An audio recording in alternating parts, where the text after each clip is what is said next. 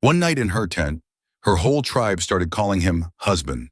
The acid rainstorm descended without warning, droplets hissing against the rocky terrain of Varella's northern plateau.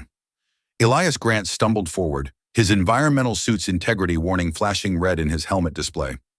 Each step became more labored as the caustic downpour intensified, eating through the synthetic material protecting his shoulders and back. Pain blossomed where the acid found skin. "Damn it," he muttered, scanning the darkening landscape through the crackling static of his visor. The research outpost lay 3 kilometers east, impossibly far in these conditions. His comm unit had failed 20 minutes ago, leaving only the sound of his ragged breathing and the relentless patter of lethal rain. A gust of wind nearly knocked him sideways. Elias caught himself against a jutting formation of iridescent crystal, wincing as his gloved hand slipped across its razor-sharp edge. Blood mixed with rainwater, creating pink rivulets down his wrist. The storm was growing worse by the second, the sky above churning with violet and amber clouds that seemed almost alive in their fury. Through the curtain of toxic precipitation, he spotted a faint glow, a soft, pulsing light nestled between 2 massive rock formations. A tent, perhaps? Or one of the Viralan temporary dwellings? At this point, he couldn't afford to be selective about shelter. Elias half ran, half crawled toward the light, his boots slipping on the slick ground. As he drew closer, he recognized the distinctive curved shape of a sleep pod, one of the semi-transparent structures the native Viralans used for their rest cycles. It appeared unoccupied, its thin membrane walls glowing with a gentle blue-green bioluminescence. Protocol dictated he should never enter a Viralan dwelling uninvited. The diplomatic tensions between humans and the indigenous population remained delicate despite 5 years of peaceful research cooperation, but the searing pain across his shoulders and the alarming rate at which his suit was deteriorating left him with little choice. "Hello?" he called out, his voice strained. "Is anyone there? I need emergency shelter." No response came from within the curved structure. The entrance membrane rippled slightly in the wind, revealing a glimpse of empty space inside. Elias hesitated for only a moment before pushing through. The interior was blissfully dry, the air noticeably warmer than outside. His environmental suit's alarm immediately silenced as the acid rain no longer ate at its compromised surfaces. The space was small but sufficient, perhaps 3 meters in diameter, with a soft, moss-like floor that seemed to pulse slightly beneath his feet. Strange symbols adorned the inner walls, glowing with the same ethereal blue-green light as the exterior. Exhaustion crashed over him like a physical weight. Elias fumbled with his helmet seals, desperate to breathe unfiltered air. The atmosphere on Varela had been deemed safe for humans months ago, though it carried a faintly sweet, almost metallic taste that reminded him of copper pennies and wildflower honey. His fingers found the emergency release, and the helmet hissed as it depressurized. He pulled it off, gulping in several deep breaths before setting it carefully on the ground. The rest of his suit followed, the acid-damaged pieces coming away with painful tugs where they had partially fused to his underclothes. Fresh blood stained his thermal layer where the acid had burned through to his skin. Outside, the storm intensified. The tent's membrane walls thrummed with each impact, but held firm against the onslaught. The sound was almost musical, a chaotic percussion that soon blended into white noise in Elias's exhausted mind. He should report his position, try the backup comm unit, apply first aid to his acid burns. But the moss floor beneath him seemed to grow softer, more inviting with each passing second. His eyelids grew heavy as the pain in his shoulders dulled to a manageable ache. "Just 5 minutes," he whispered to himself, sinking down onto the living floor. The moss adjusted beneath him, conforming to his body like memory foam. The last thing he registered before consciousness slipped away was how the blue-green glow of the symbols seemed to intensify, pulsing in rhythm with his slowing heartbeat. He didn't hear the soft whisper of the entrance membrane parting, didn't see the tall, slender figure that entered and stood watching him with large, luminous eyes the color of polished amber. Didn't feel the gentle touch of 4-fingered hands as they carefully examined his injuries before settling nearby, patient and still as the storm raged on. Consciousness returned to Elias in fragments. First the sensation of warmth, then the absence of pain where his burns should have been, and finally the distinctive feeling of being watched. He kept his eyes closed for several heartbeats, mentally cataloging his surroundings. The storm still raged outside, but with less intensity than before. The moss beneath him had grown around his limbs, cradling him in a living embrace that somehow felt more comforting than confining. When he finally opened his eyes, he found himself staring directly into the face of a Viralan. She sat cross-legged beside him, her posture perfect, hands resting palms up on her knees. Like all Virilans, she possessed an unsettling beauty, humanoid in general form, but with proportions that bordered on uncanny. Her skin had the faint translucence of alabaster, with undertones of blue-green that matched the TenT's glow. Four-fingered hands with double-jointed thumbs, a neck slightly too long and flexible, a face that seemed almost human until you noticed the absence of external ears and the vertical pupils in those enormous amber eyes. Those eyes were fixed on him now, unblinking and unnervingly calm. Elias bolted upright, startling himself as much as he hoped to startle her. The Viralan didn't flinch. She merely tilted her head slightly, the movement fluid and bird-like, as a subtle smile curved her thin lips. "You are healed," she said. Her voice was melodious, with the distinctive harmonic undertone all Virilans possessed, like two voices speaking in perfect unison, one octave apart. "The dwelling provided what you needed." Elias glanced down at his shoulders and arms where the acid burns had been. The skin appeared pink and new, as if the injuries had healed over weeks rather than hours.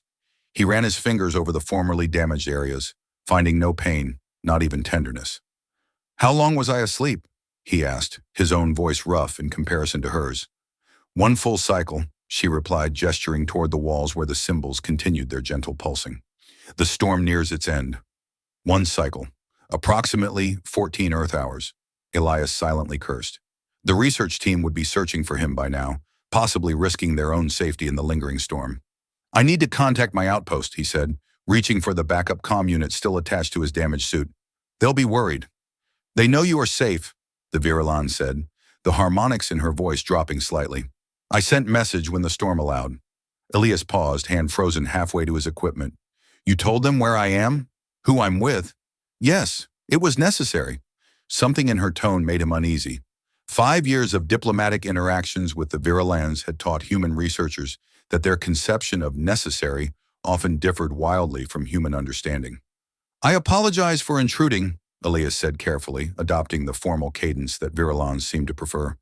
"The storm damaged my protective covering. I required immediate shelter." The Virilan nodded once, the movement precise.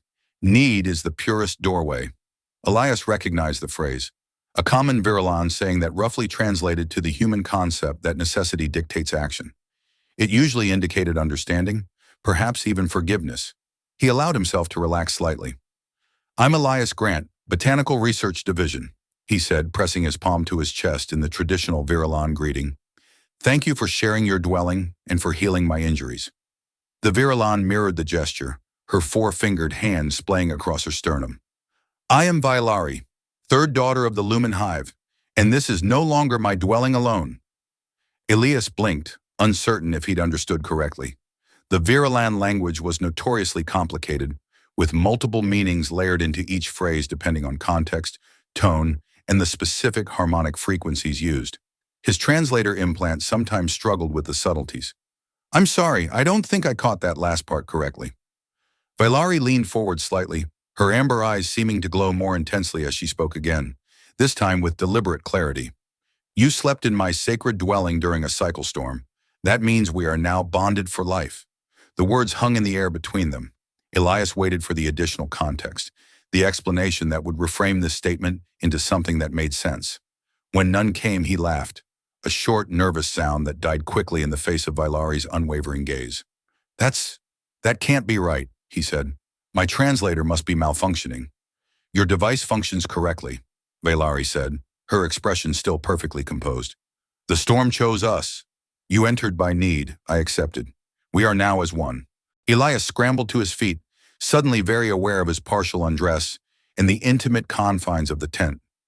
The living moss released him reluctantly, leaving faint impressions where it had embraced his limbs. "No, no, no," he said, shaking his head. "This was just a mistake, a survival necessity. I didn't know this tent was yours." Vailari rose in one fluid motion, her height becoming apparent as she stood nearly a head taller than his 6 feet. Her head tilted again, studying him with that same unsettling calm. "It is not mine anymore," she said softly. "It is ours now." "That's not possible," Elias insisted, his mind racing through the cultural briefings he'd received. Nothing in his training had covered this specific scenario. There must be some misunderstanding. If it was a mistake, Valari said, stepping closer until he could see the subtle patterns that marked her skin like faint, luminous freckles, then why do I feel calm for the first time in years? The question caught him off guard, not just for its content but for the sudden vulnerability in her dual-tone voice. For the first time since waking, Elias truly looked at her. Not as an alien, not as a diplomatic consideration, but as a sentient being expressing something deeply personal. Before he could formulate a response, the entrance membrane rippled, and a wave of soft light poured into the dwelling. The storm had ended. The research outpost bustled with unusual activity as Elias made his way through the central corridor. Word of his apparent bonding had spread faster than a quantum transmission. Colleagues who normally greeted him with casual nods now stared openly, some with barely concealed amusement, others with genuine concern. Behind him, Valari followed at a respectful distance, her fluid movements drawing additional attention from the human researchers. Dr. Helena Chen, the mission's cultural liaison, intercepted them before they reached the botany lab. Her expression was a masterclass in forced neutrality. "Elias," she said briskly, "and Valari of Lumen, welcome. Perhaps we should speak privately?" "Definitely," Elias agreed, relief washing over him. Helena would help sort this out. With her extensive knowledge of Viralan customs, she'd explained to Valari why this bonding couldn't possibly be valid. Helena led them to her office, a small utilitarian space filled with cultural artifacts and holographic displays of Viralan text. Valari seated herself with characteristic grace, while Elias remained standing, too anxious to settle. "I understand congratulations might be in order," Helena began cautiously, "though the circumstances are unconventional." Elias's relief evaporated. "It's a misunderstanding, Helena. I took shelter from the storm in what turned out to be her tent. That's all." Helena's eyes darted to Valari, then back to Elias. "It's significantly more complicated than that, I'm afraid." She activated a holographic display, bringing up images of Viralan text. "The dwelling you entered isn't just a tent. It's what they call a luminous sanctum, a specially grown living structure that bonds with its owner on a cellular level. It's extremely intimate, used primarily during significant life transitions." Elias ran a hand through his hair, frustration mounting. "But I didn't know that. How could I possibly be held to a custom I wasn't aware of?" "Intent doesn't factor into this particular tradition," Helena explained, her voice gentle but firm. "To the Viralan people, sharing a private sleep space, especially during a natural storm, is reserved only for chosen life mates. By entering her dwelling and accepting its healing properties, you participated in one of their most sacred bonding rituals."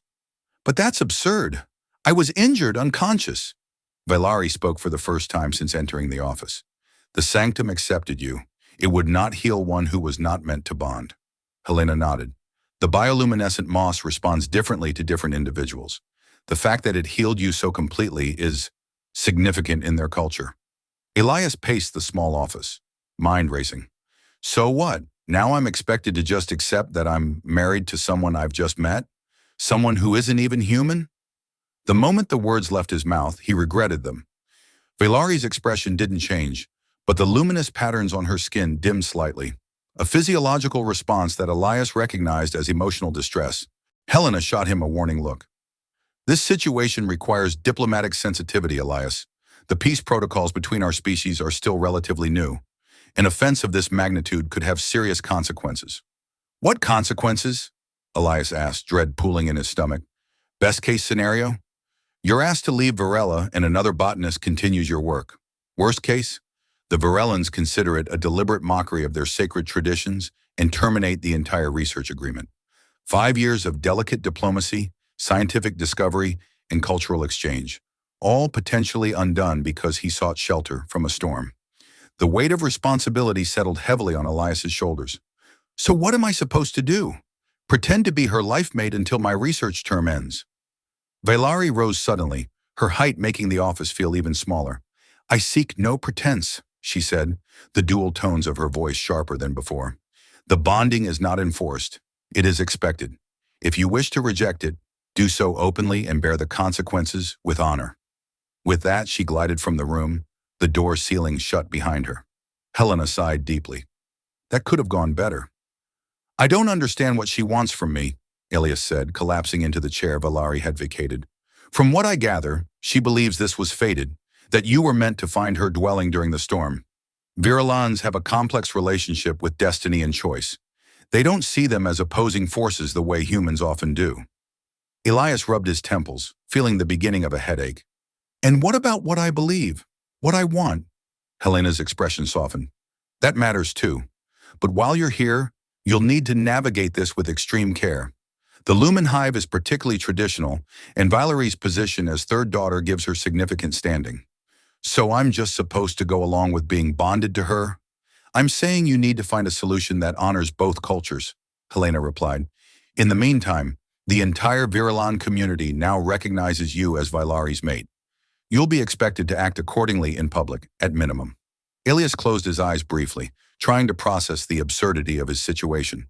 When he'd volunteered for this botanical research mission, he'd expected challenges. Hostile weather, equipment failures, communication difficulties. Not an accidental marriage to an alien woman who apparently believed fate had chosen him. How do I even begin to navigate this? He asked, more to himself than to Helena. Perhaps start by apologizing for implying her species makes her an unsuitable mate, Helena suggested dryly. Then maybe learn a bit more about her before deciding this is the worst thing that could have happened. Ilias felt a flush of shame at the gentle rebuke. He prided himself on being open-minded, scientifically objective. Yet here he was, reacting with the very kind of prejudice he despised in others. You're right, he conceded. I should at least talk to her properly, try to understand her perspective. Helena nodded approvingly. The Virulans value honesty above all else. Be truthful about your feelings and concerns, but remain respectful of her beliefs, even if you don't share them. As Elias left the office, his mind swirled with questions and uncertainties. How did one begin a conversation with someone who believed they were destined to be together? What could he possibly say to make this situation less awkward?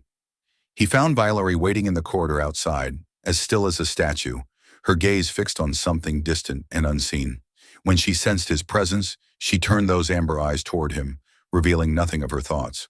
I owe you an apology, Elias began, forcing himself to meet her gaze. My words were thoughtless and hurtful. Valari studied him for a long moment before responding. Words spoken in shock often reveal deeper truths. Do you find the idea of bonding with me so repulsive because I am not human? The directness of her question startled him. No, that's not it. I find the idea of bonding with anyone under these circumstances difficult to accept. Where I come from, such commitments are made after people know each other well, after they've chosen each other deliberately. And you believe you did not choose, she asked, her head tilting in that bird-like manner. I chose shelter from a deadly storm, Elias said carefully. I didn't know that choice carried other meanings. Sometimes the most important choices are the ones we make without knowing their full significance, Valari replied, her voice softening. But I understand your resistance. The bond cannot flourish without willing participation. Something in her tone, a subtle note of resignation perhaps, made Elias feel even worse. Before he could respond, his comm unit chimed with an incoming message. Grant, he answered, grateful for the momentary distraction. Elias, it's Director Schaefer. The mission director's voice sounded tense. We've just received a formal invitation for you and Violari to attend a bonding celebration at the Lumen Hive tomorrow evening. Apparently, it's a significant honor. I need you both in my office immediately to discuss how we're going to handle this. The call ended, leaving Elias staring at Violari with renewed disbelief. A celebration? Already? Time flows differently for my people, she explained. What is meant to be should not be delayed. Elias took a deep breath, trying to center himself. Valari, I need you to understand something.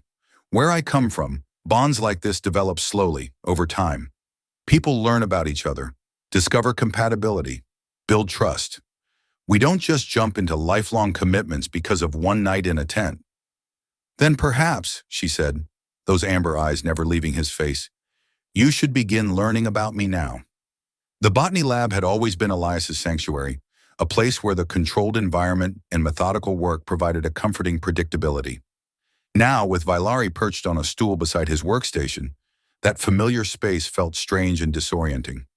She watched silently as he tended to his specimens, those unblinking amber eyes tracking his every movement. The Tyrillium vine he'd been cultivating responded to her presence, its luminous tendrils stretching toward her as if drawn by some invisible force. "It recognizes you," Elias observed, scientific curiosity temporarily overriding his personal discomfort. "The vines usually shy away from anyone but me." Valari extended one four-fingered hand, hovering above the plant without touching it. The vine curled upward, twisting through the air in a graceful spiral.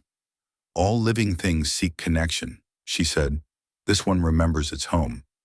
"You've seen this species before?" Elias asked, reaching for his data pad to record the interaction. "In the southern groves near my birth hive. They grow wild there, climbing the crystal formations during the light season." A faint smile touched her lips. "As children, we would speak to them, and they would dance for us."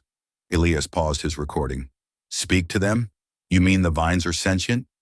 "Not as you or I are sentient," Vailari clarified, "but they feel, they remember, they respond to intention and emotion." Elias considered the implications. If true, this revelation could transform his entire understanding of Virilan botany. 5 years of research on the planet, and no human scientist had documented plant sentience of this nature. "Could you show me," he asked, genuine interest replacing his earlier reticence, "how you communicate with them?" Vailari nodded, shifting closer to the specimen. She placed both hands on either side of the container, not touching the plant itself, but creating a kind of energetic frame around it. Then she began to hum, a low, complex sound that vibrated with the same dual-tone quality as her speaking voice. The effect was immediate and astonishing. The Pterillium vine's bioluminescence intensified, pulsing in rhythm with her humming.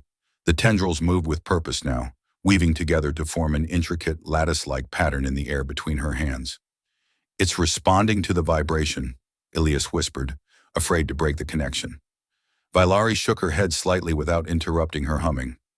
After another moment, she gently concluded the melody and turned to him. "Not the vibration alone," she explained, "the intention behind it, the recognition of one life form by another." Elias stared at the plant, which continued its elegant aerial dance even after Vailari's humming stopped. "That's remarkable. I've been studying this species for months and never observed behavior like this." "Perhaps you were observing without truly seeing," Vailari suggested. "You catalog, measure, record. But do you commune?" The question wasn't accusatory, merely curious, yet Elias felt defensive nonetheless. "Scientific observation requires objectivity," he said. "Emotional connection to research subjects can compromise data integrity." "Is that what humans believe?" Vailari asked, genuine surprise coloring her harmonic tones. "That understanding comes from separation rather than connection?" Elias opened his mouth to explain the scientific method, then closed it again. How could he articulate centuries of human scientific philosophy to someone whose culture approached knowledge from such a fundamentally different perspective? "It's complicated," he finally said. "We found that emotional investment can sometimes lead researchers to see what they want to see, rather than what's actually there." "And what do you want to see, Elias Grant?" Vailari asked, her amber gaze suddenly intense. "When you look at me, at my people, at this world, what is it you hope to find?" The question caught him off guard with its directness and depth. What did he want to see? He'd come to Virella for the botanical research, certainly, but the truth was more complex. Earth had become claustrophobic after the water wars and subsequent climate regulation treaties. The opportunity to study alien plant life had been his stated objective, but the chance to experience something truly different, truly new, that had been the real draw. "Truth," he answered honestly. "Understanding. Connection, maybe, but on my own terms." Vailari nodded slowly. "Terms are important to your people. Contracts, conditions, boundaries. Aren't they important to yours?" Elias countered, genuinely curious now. "We have different conceptions of where one being ends and another begins," she explained. "The boundary you perceive between yourself and others, between yourself and the world, is more permeable to us." As if to demonstrate, she extended her hand toward the Tyrillium vine again. This time the luminous tendrils wrapped gently around her fingers, the plant's glow synchronizing with the faint patterns on her skin. "Does that hurt?" Elias asked, instinctively reaching out before catching himself. "No," Vailari said softly. "It feels like recognition." Something in her tone made Elias wonder if she was still talking about the plant. An uncomfortable silence stretched between them, filled with unspoken questions and half-formed thoughts. Finally, Elias cleared his throat. "We should probably discuss this bonding celebration your family's planning." Vailari carefully disentangled herself from the vine, which seemed reluctant to release her. The celebration honors the connection, not creates it. The bond already exists whether we celebrate it or not. That's not helping, Elias said with a sigh. Look, Director Schaefer made it clear that I need to handle this diplomatically. Offending your family or your traditions could jeopardize the entire research mission. So you will pretend, Valari concluded, her luminous patterns dimming slightly. You will perform the rituals without belief. The disappointment in her voice made Elias feel unexpectedly guilty. I'm trying to be respectful while being honest, he explained. I don't share your belief that some cosmic force brought us together, but I don't want to disrespect what that belief means to you. Valari studied him for a long moment, her expression unreadable. Among my people, it is said that belief follows action more often than action follows belief. Perhaps in participating in the rituals, you may come to understand their meaning, even if you never share the belief behind them. The statement struck Elias as surprisingly pragmatic, even scientific in its way. Act first, believe later. Wasn't that essentially the experimental method? Test a hypothesis through action before drawing conclusions?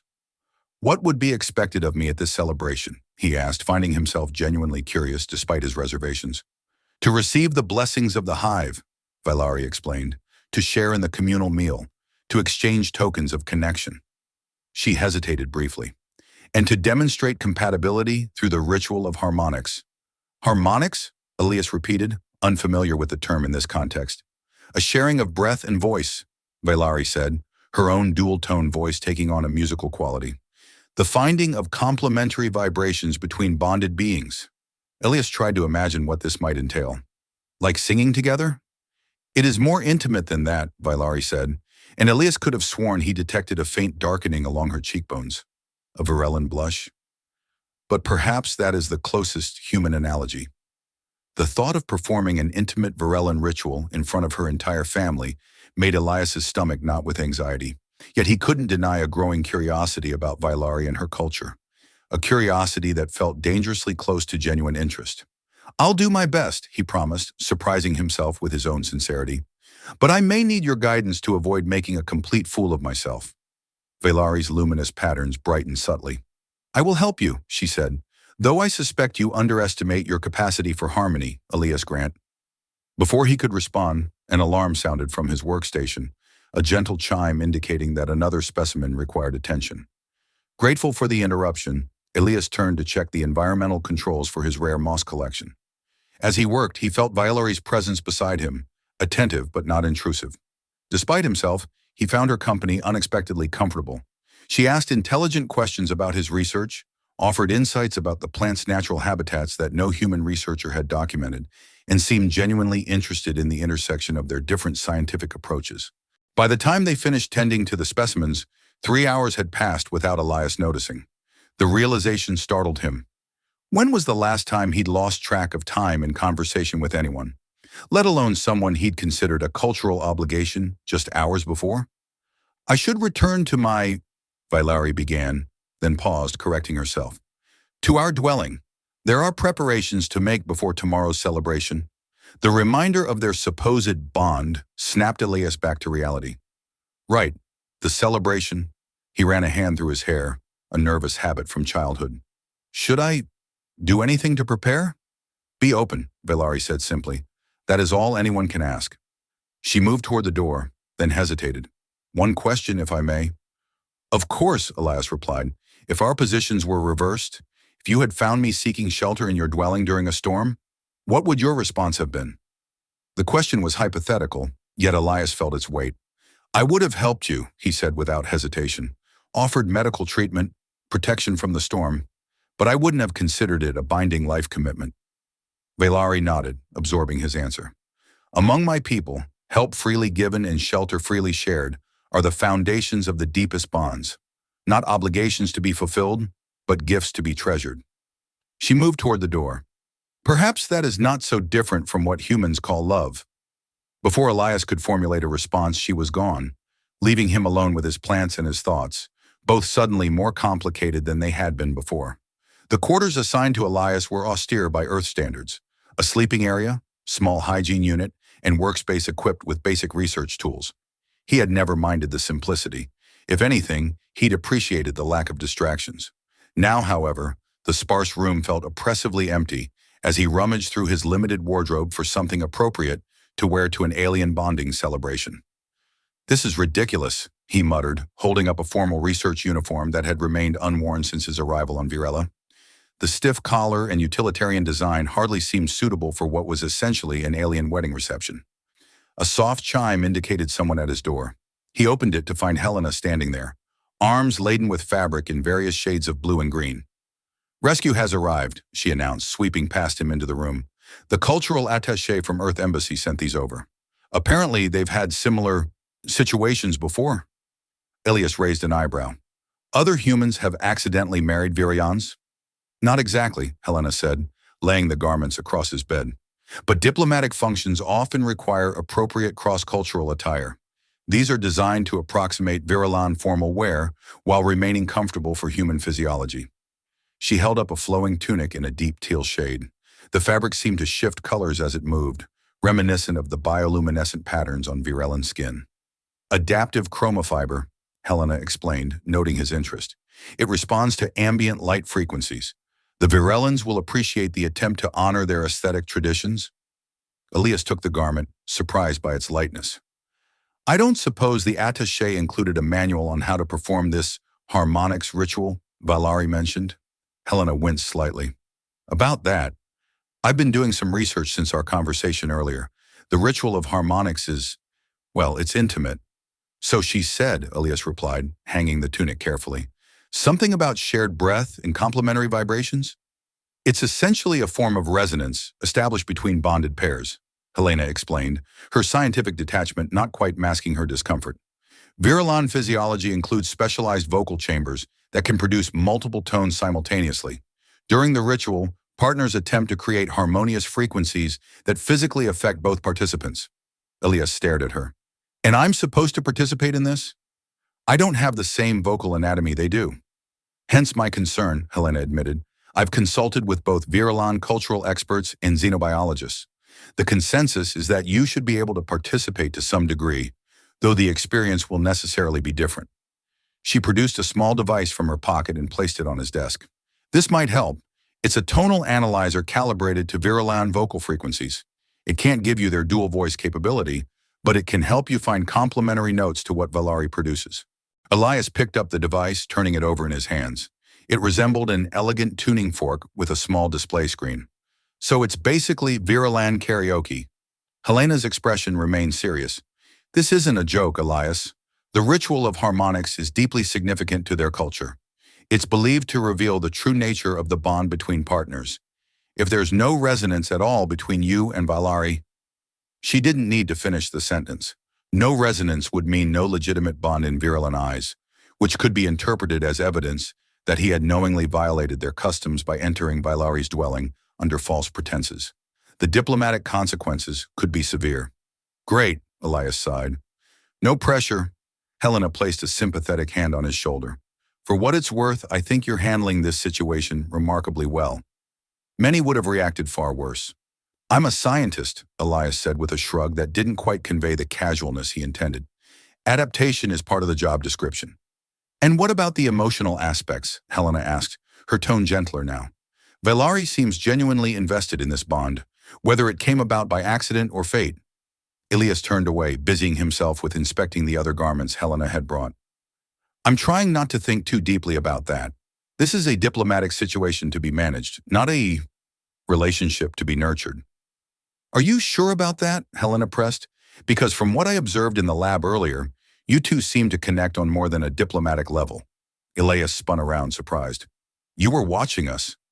"Security feeds," Helena explained unapologetically. "Part of my job as cultural liaison is monitoring cross-species interactions, especially sensitive ones. The way you engage with her knowledge of local botany seemed genuinely enthusiastic." "Professional interest," Elias insisted, though the justification felt hollow even to his own ears. "She has insights about the native flora that could advance my research significantly." Helena's knowing smile made him uncomfortable. "If you say so, but consider this. Maybe there are worse fates than forming a connection with an intelligent, knowledgeable woman who happens to believe you're meant to be together. With that parting thought, she gathered the remaining items she'd brought and moved toward the door. The transport to the Lumen Hive leaves at sunset. Director Schaefer and I will accompany you as representatives of the human research contingent.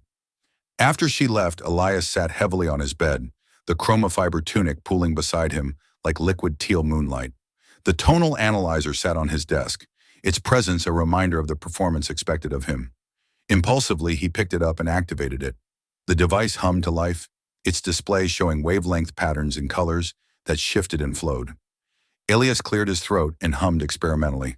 The display responded immediately, mapping his vocal frequencies with glowing lines that pulsed with each change in pitch.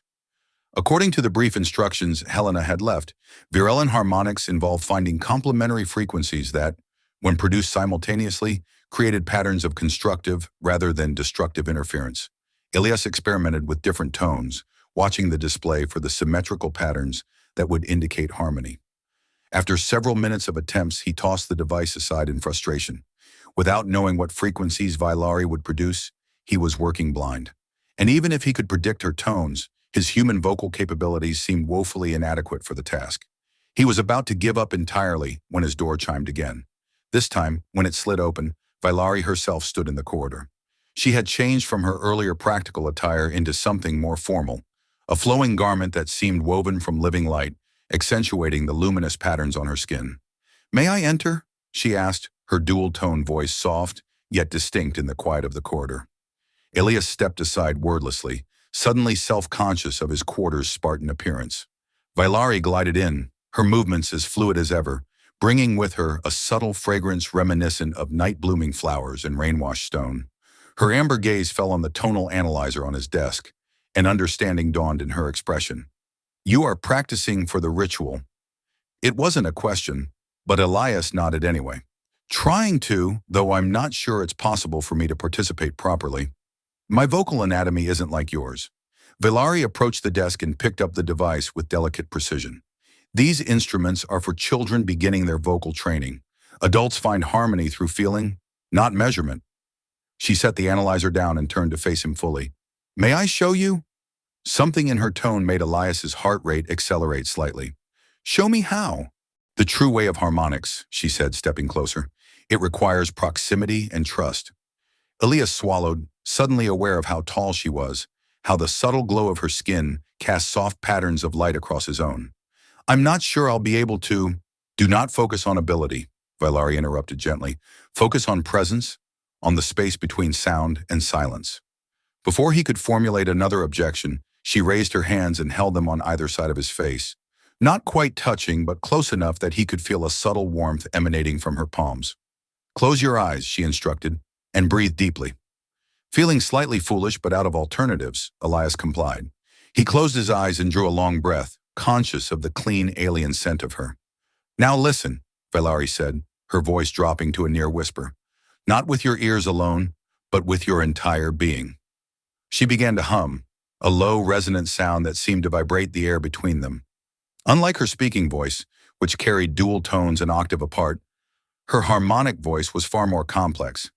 Multiple frequencies intertwined and separated, creating patterns that seemed to physically stroke across his skin like gentle fingers. "Feel where the vibrations touch you," she continued, her humming never ceasing. "And when you find that place, respond from it." Elias kept his eyes closed, focusing on the sensations. The harmonics she produced seemed to resonate first in his chest, then moving upward toward his throat, creating a pleasant pressure that reminded him of being underwater, surrounded, embraced, but not smothered. Almost instinctively, he took another deep breath and began to hum as well. A simple tone at first, trying to match one of the frequencies she produced. To his surprise, when his voice aligned with one of her tones, he felt a distinct shift in the vibration between them, as if their combined sound had created something greater than the sum of its parts. Vailari's humming intensified, encouraging him. Elias adjusted his tone slightly, experimenting with pitch and resonance. Each time he found a complementary frequency, that strange sensation of enhanced vibration returned, stronger than before. After several minutes of this musical exploration, Vailari slowly brought her harmonics to a gentle conclusion. Elias opened his eyes to find her watching him, with an expression of quiet wonder. "You feel it," she said, lowering her hands. "The resonance." Elias nodded, unable to deny the physical sensation he'd experienced. It was strange, but not unpleasant. That is only the beginning, Valari explained. During the ritual, all members of the hive will add their voices, creating a harmonic field that reveals the patterns of connection between us. If our frequencies are truly compatible, the resonance will be visible to all. Visible? Elias asked, puzzled. The ceremonial chamber contains crystal formations that respond to sound, she explained. Complementary harmonics cause them to emit light in specific patterns. It is how compatibility is confirmed. The scientist in Elias immediately wanted to know more about these sound-responsive crystals, but a more pressing concern took precedence. What happens if there's no resonance? If the crystals don't light up? Valari's luminous patterns dimmed slightly. Then the bond would be recognized as one of circumstance rather than destiny. Still honored, but different. The subtle change in her demeanor told Elias more than her words. This mattered to her, deeply. Whatever her people believed about fate and cosmic connections, Valari herself wanted this bond to be real, to be validated by their traditions. I'll do my best, he promised, surprising himself with how much he meant it. But I can't guarantee the outcome. No one can guarantee outcomes, Valari said, her patterns brightening again. That is why we value them. What comes without risk carries little worth. She moved toward the door, then paused, turning back to him with an expression he couldn't quite interpret. The garment they brought for you, it will complement the patterns of my skin. That is considered auspicious. With that cryptic observation, she departed, leaving Elias with far more questions than answers. He picked up the teal tunic again, noticing for the first time how its shifting colors mirrored the bioluminescent markings he'd observed on Valari's skin. Coincidence?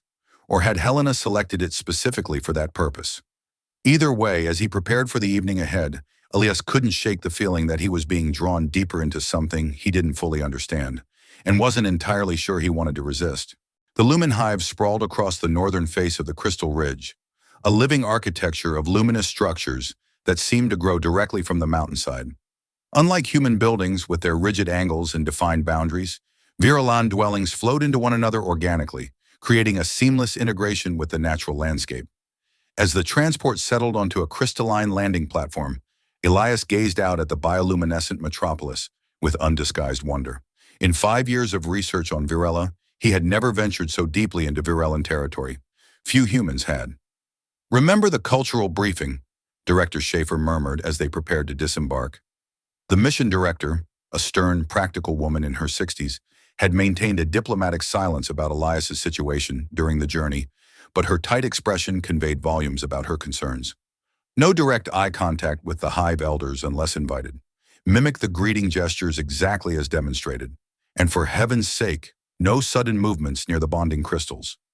Elias nodded, tugging at the collar of his chromofiber tunic. The garment had seemed comfortable in his quarters, but now felt restrictive, almost sentient in the way it shifted with his movements. Or perhaps that was just his nerves manifesting physically. You look appropriate, Valari said quietly beside him, correctly interpreting his fidgeting. The colors honor both our traditions. She herself looked otherworldly in her ceremonial attire. The flowing garment she had worn earlier, now augmented with intricate crystal accents that caught and refracted light with every movement. The luminous patterns on her skin pulsed with a subtle rhythm that Elias suspected reflected her emotional state. Is your family expecting a traditional ceremony? He asked, keeping his voice low as they followed Director Schaefer and Helena down the transport ramp. They expect honor and respect, Valari replied. The form is secondary to the intention. Before Elias could press for clarification, they were met by a delegation of Virelans at the base of the ramp. Unlike Valari, who had adopted some human mannerisms during her time at the research outpost, these Virelans moved with an alien grace that emphasized their non-human nature, fluid, precise movements that seemed almost choreographed in their perfection. At the forefront stood an elder Virelan female, her height surpassing even Valari's impressive stature. The luminous patterns on her alabaster skin were more elaborate, more intensely radiant, forming intricate designs that seemed to tell a story Elias couldn't read. Her amber eyes, larger and more luminous than Valari's, fixed on the human delegation with unnerving focus. First Mother, Valari said, bowing deeply, I present Elias Grant of Earth, botanical researcher and my bonded companion. The elder Virelan First Mother of the Lumen Hive, Elias realized, inclined her head slightly. Those amber eyes now focused solely on him. The intensity of her gaze made him feel exposed, as if she could see through skin and bone to the uncertainty that churned beneath his composed exterior. Elias Grant, she said, her multi-tone voice deeper and more resonant than Vailari's. You entered my daughter's sanctum during the cycle storm. The dwelling accepted you. The healing was freely given and received. These things are known and acknowledged. Elias bowed as he had been instructed, pressing his palm to his chest in the Virilan greeting. First Mother of Lumen, I am honored by your welcome. The shelter of your daughter's dwelling preserved my life, and for that I am deeply grateful. His carefully rehearsed response seemed to satisfy her, as the stern set of her features softened marginally. Gratitude is the beginning of understanding, she said, the harmonics in her voice creating subtle vibrations that Elias could feel in his chest. Come, the hive awaits. She gestured toward the luminous structures behind her, and the entire delegation began to move as one, like a wave receding from shore. Director Schaefer shot Elias a warning glance that clearly communicated the stakes of the evening before following, Helena close behind. As they approached the main structure of the hive, Elias was struck by the living quality of the architecture. What had appeared solid from a distance revealed itself as a complex network of bioluminescent material similar to the moss in Vailari's dwelling, but on a vastly larger scale. The walls pulsed with subtle rhythms, the floor beneath their feet seeming to adjust to their weight and stride. The hive remembers all who enter, Vailari explained quietly, noticing his fascination. It learns the pattern of your step, the cadence of your breath. When you return, it will recognize you. Like a biological security system, Elias asked, the scientist in him momentarily overriding his anxiety. Vailari's expression conveyed gentle amusement. Like a living entity acknowledging another's presence. Not all recognition is about security, Elias Grant. They passed through a series of chambers, each more elaborate than the last, populated by Virilans who paused in their activities to observe the human visitors with undisguised curiosity. Elias felt their gazes like physical touches, not hostile but intensely interested, evaluating. Finally, they entered a vast circular chamber dominated by a central formation of crystals that rose from floor to ceiling in a twisting spire. The crystals were clear as water but seemed to contain traces of color that shifted and flowed within their structure, responding to the ambient sound in the room.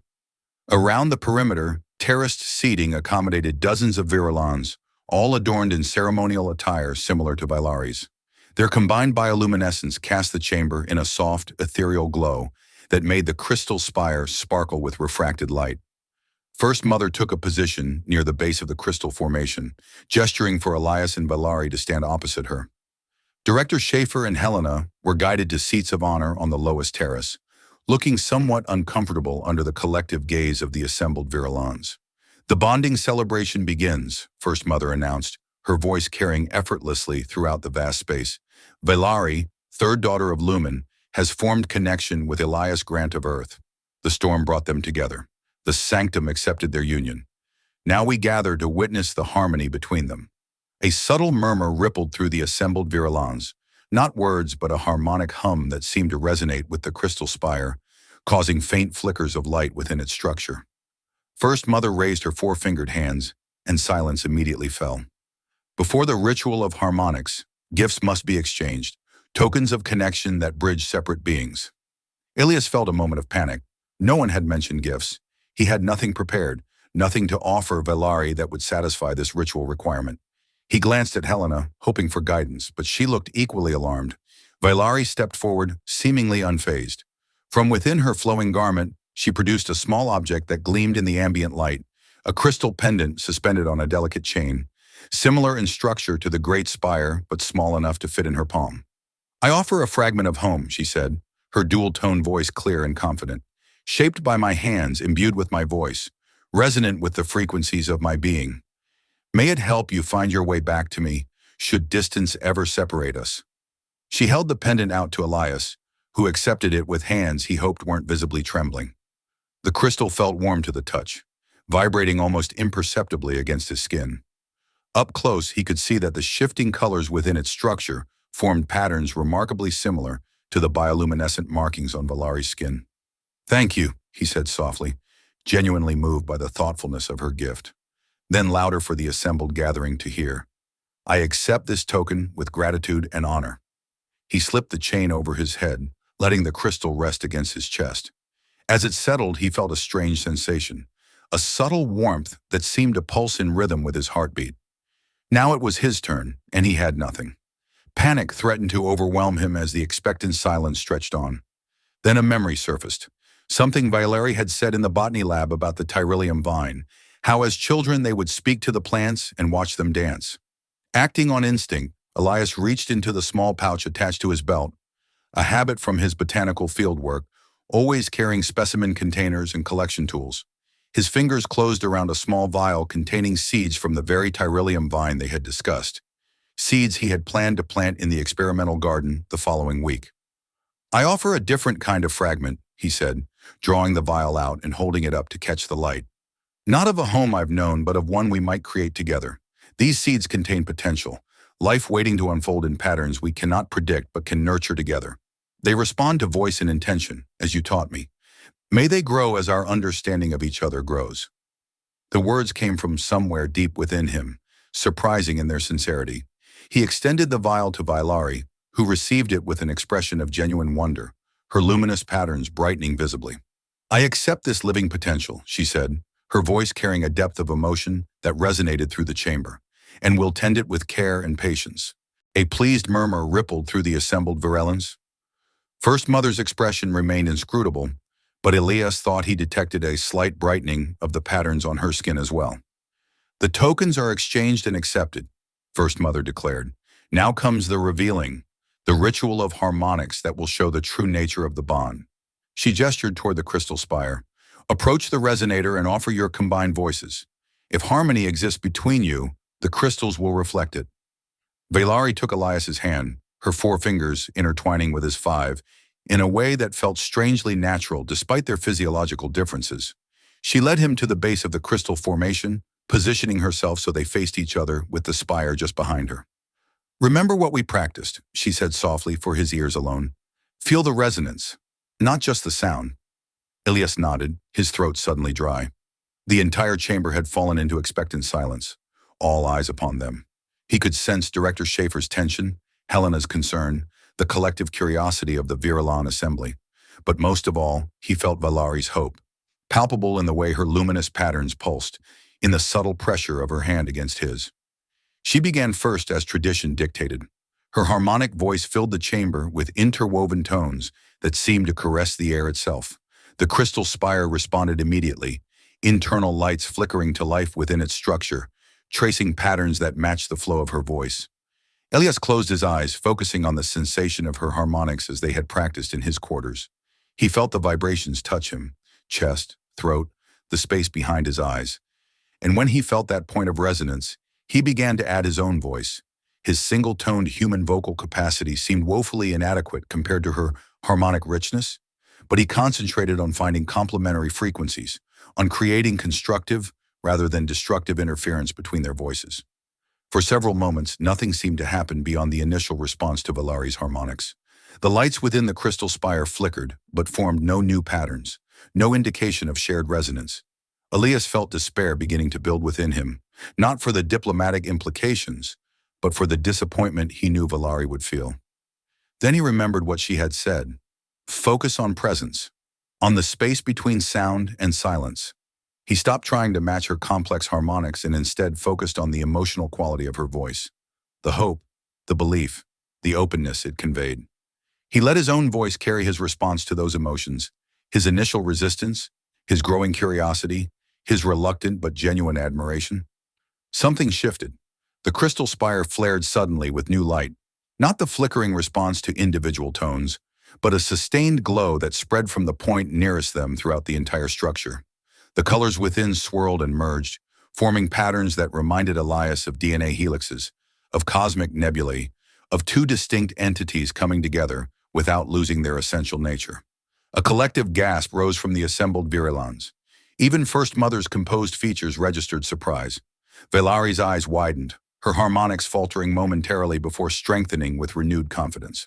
Encouraged, Elias let his voice open fully, no longer concerned with technique or measurement, but simply expressing the complex emotions of the past 2 days. The fear, confusion, resistance, and beneath it all, a growing sense of connection he couldn't fully explain or deny. The crystal spire blazed with light now, its internal patterns forming shapes that Elias couldn't interpret, but that clearly held significance for the Virulans, judging by their reactions. The glow spilled outward, casting both him and Vailari in its radiance, illuminating the subtle ways their chromofiber garments mimicked each other's patterns. When they finally brought their harmonics to a gentle conclusion, the light within the crystal spire did not fade but remained, pulsing softly in a rhythm that matched both their heartbeats, different in tempo yet somehow aligned in pattern. The silence that followed felt charged with meaning. Elias opened his eyes to find Vailari staring at him with an expression of such naked hope and wonder that something shifted inside him, a barrier falling, a door opening to possibilities he hadn't allowed himself to consider. First Mother approached, her movements deliberate, her amber gaze moving between them and the still glowing crystal spire.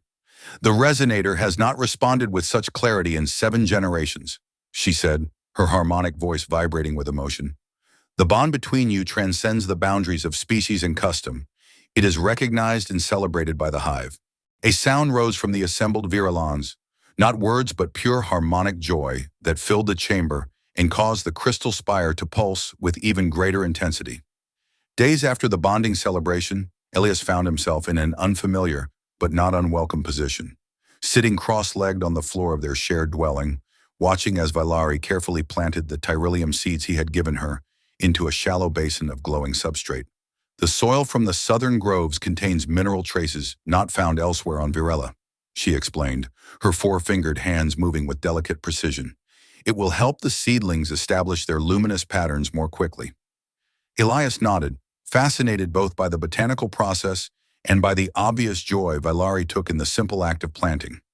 Since the ceremony, their relationship had shifted, not dramatically, but noticeably.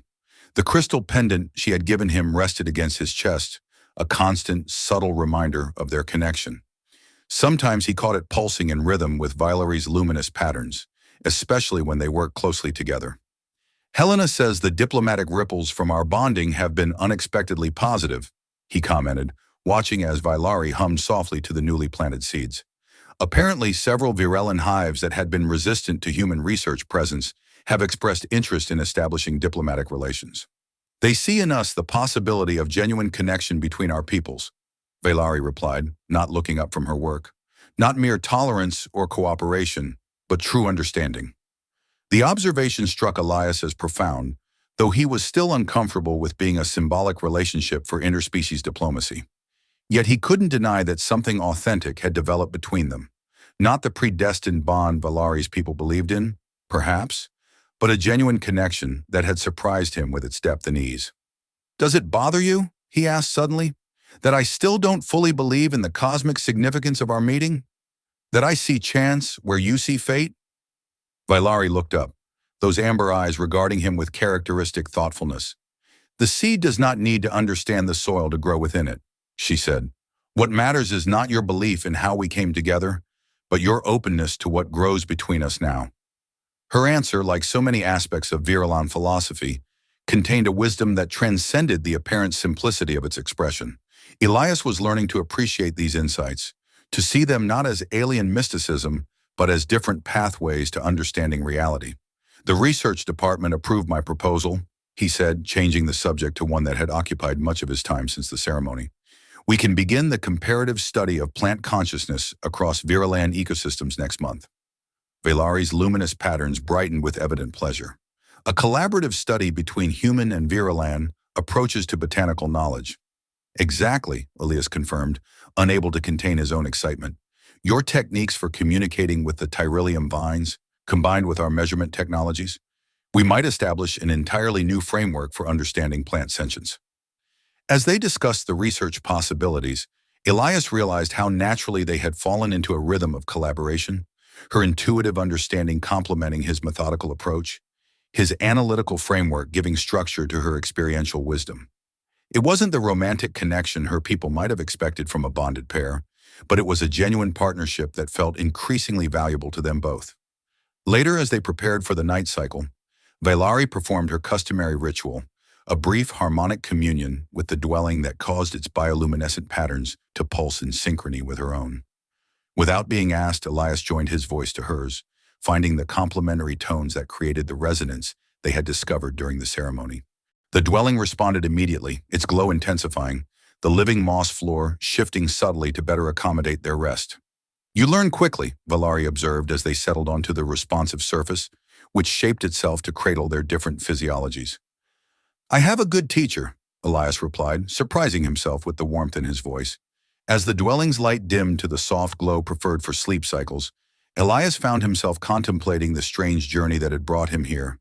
From desperate shelter-seeking during an acid storm to this moment of comfortable companionship with a being from another world.